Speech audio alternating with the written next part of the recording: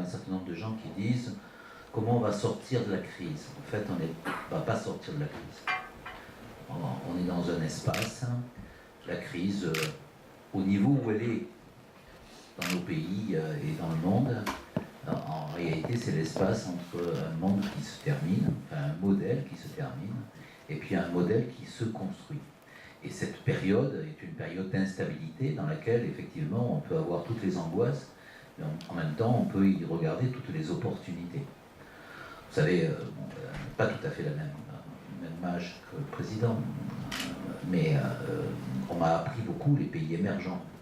Bon, il faut prendre conscience que les pays émergents ont émergé.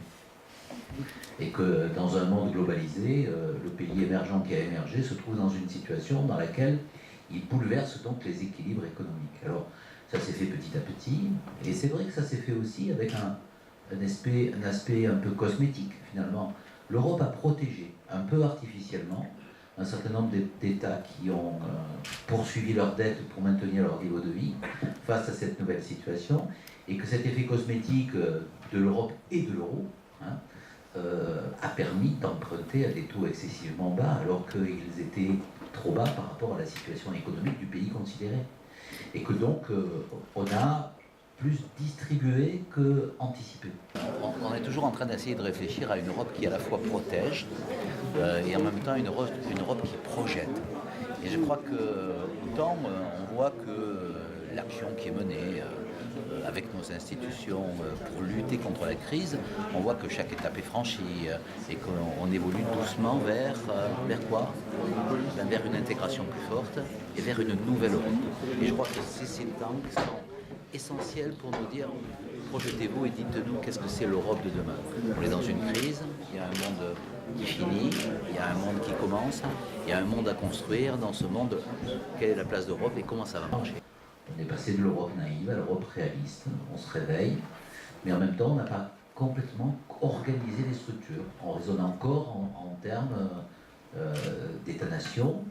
D'ailleurs on n'est pas tous des États-nations, mais enfin on raisonne tous en termes d'États membres, et que ce soit au niveau du budget, au niveau des dépenses, au niveau du projet, au niveau de l'organisation, cette dualité qui paraît logique entre la dualité de la Commission, la dualité du Conseil, un Parlement à qui on donne de plus en plus de droits, fort heureusement, et qui devrait ancrer les éléments démocratiques, font que cette Europe, elle n'apparaît pas comme l'outil simple, facile, utile, populaire.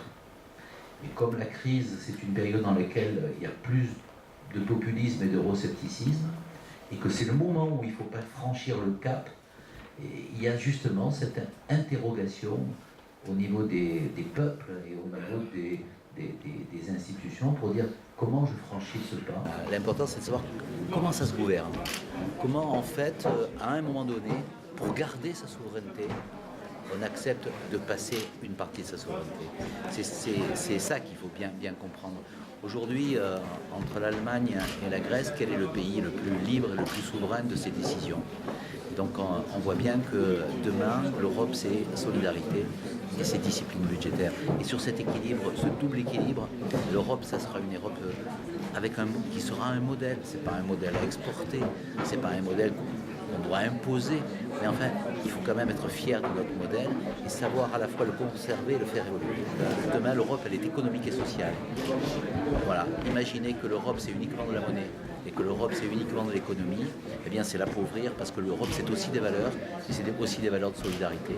On l'a peut-être pas assez dit, et la victoire qu'on a eue récemment sur le programme européen d'aide aux plus démunis, ça montre qu'il y a des symboles qui sont forts, mais ces symboles-là, il faut les porter un peu plus loin. L'Europe, c'est pas uniquement un vaste espace d'échange économique et monétaire.